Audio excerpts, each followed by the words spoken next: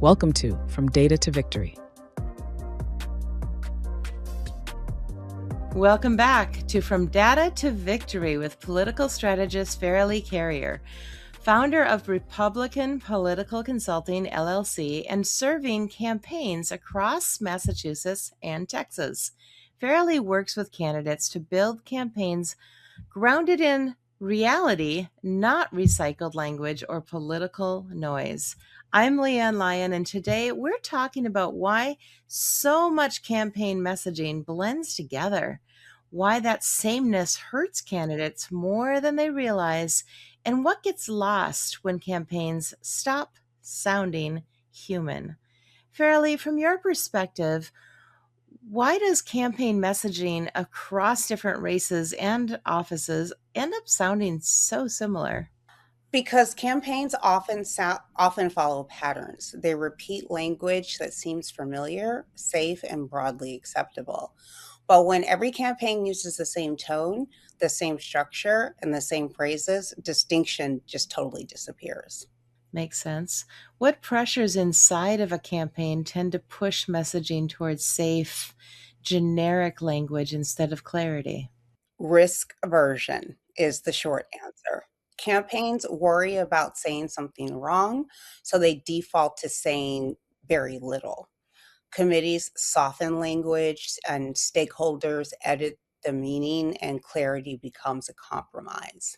How does fear, as you mentioned, of backlash, media response, or internal disagreement shape what campaigns are willing to say publicly? That is a great question. Fear tends to narrow expression. Instead of communicating with conviction, campaigns communicate with caution.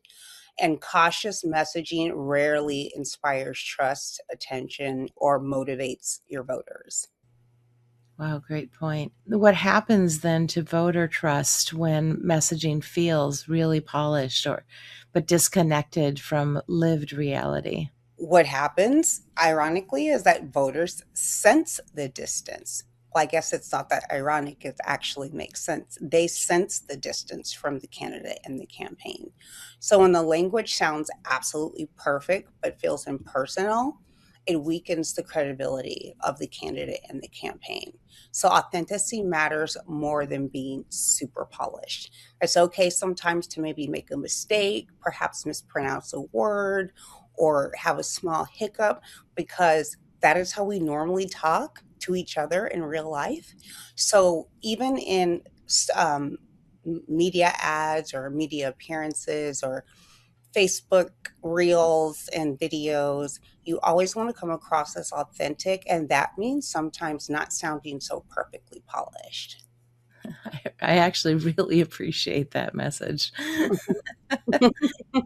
So, why do slogans and talking points often replace substance, even when candidates have strong reasons for running?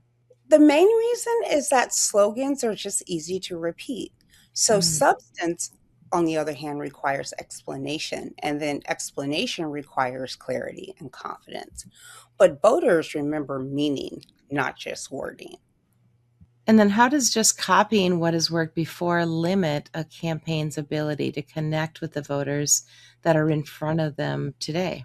That is a good question as well, because simply put, context changes. What resonates in one moment may not resonate in another moment. So, strong campaigns speak to present reality, not past templates, because voters recognize, talking points from legacy media. They recognize, if you've ever watched the news, no matter which news channel you watch, or actually, if you watch the same channel all the time, the anchors from each show are going to be repeating sort of the same talking points, which is why legacy media is having issues, because they're failing at that authenticity with respect to presenting guests and themselves in a more realistic way. Does that also apply when, as a candidate is going from place to place, city to city? Yes, because now that we live in an era of social media and everyone has a video on their phone, people will attend your events and they will record your events. So if they're excited about you and they record your stump speech on their social media, someone else watches it, or say they have a large following and others watch it, and then that motivates others to go to the next event for the campaign. When they hear the same thing that they heard from the previous stump speech that was recorded by someone else on social media, that also can not damage or destroy, but it can negatively impact the credibility of the candidate, because the candidate needs to change his messaging and his narrative for the audience that he's talking to. So you'd agree in competitive races, messaging sameness can really cost a candidate who actually has meaningful differences to offer? Yes, it actually does erase contrast, rather. If voters cannot hear the difference, they can't see the choice. And without a distinction, the momentum fades for that candidate.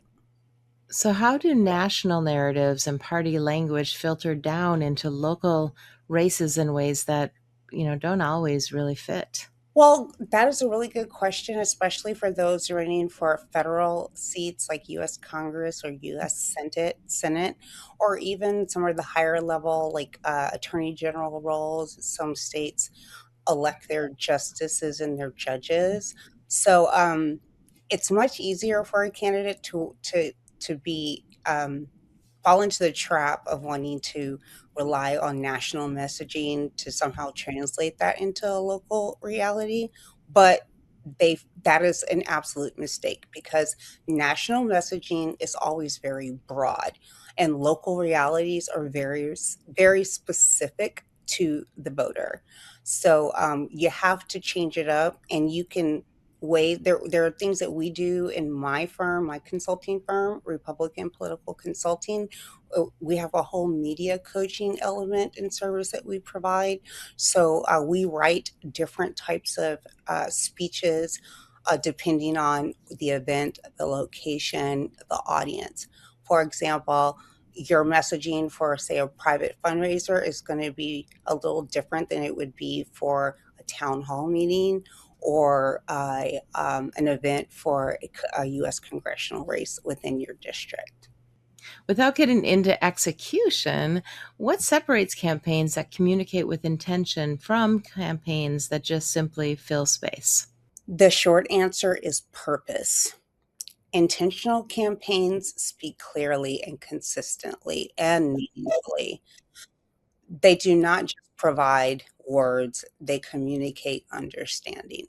And that is analogous to being in college, where it was easy for many people to have gone to college to, at the last minute, cram, memorize everything they need to know, and then regurgitate it out on an exam, as opposed to terminal degree education like law school or medical school, or even getting a PhD, where it's not just about clearly communicating an idea, a concept, or a standard, but also demonstrating through your verbal speech that you comprehend what it means.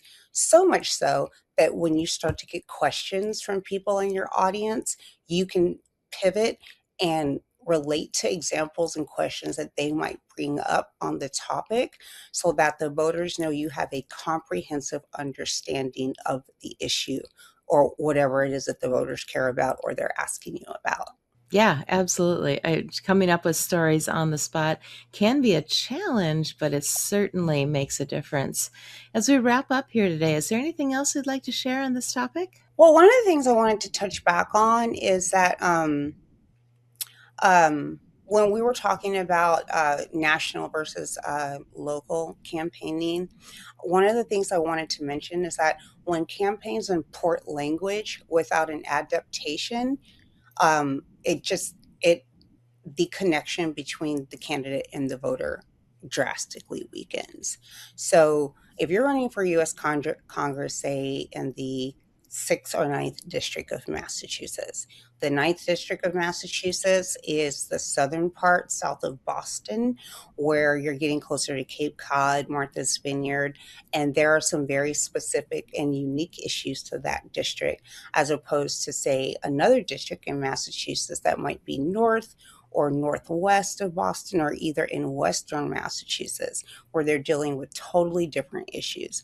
So there are public policies, though, from the national level that can impact local realities. So sometimes it's good, and I do work with my candidates a lot on this, especially those running for US Congress or US Senate, to bridge the gap between, say, federal policy and legislation and how those might impact at a local level or any congressional district level or a statewide level, so that the voters understand that if we vote for you and we send you to Washington, not only do you understand what's going on nationally, but you also know how we as voters feel about that, and that we don't want that in our state or in our district, or that's something that we may be interested in adopting or refining for our local use.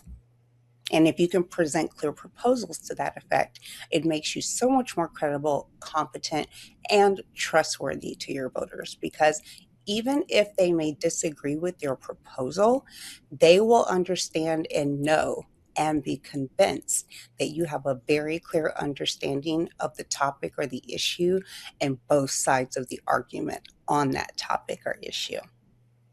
That sounds like a winning campaign. Yes, and And that's what we do. We are all about the W at Republican Political Consulting. We don't like to lose. And that is it for today's episode, From Data to Victory with Fairalee Carrier. Campaign messaging doesn't fail because voters are disengaged. It fails when campaigns stop saying anything meaningful. To learn more about Fairalee's work helping candidates communicate clearly and realistically across Massachusetts and Texas, visit Fairalee.com. Thanks for listening, and remember to like, subscribe to the show, and share this episode with someone who might need it. Thank you, Fairalee. Thank you so much. Thanks for watching. Be sure to hit that like and subscribe button and leave us a review in the comments.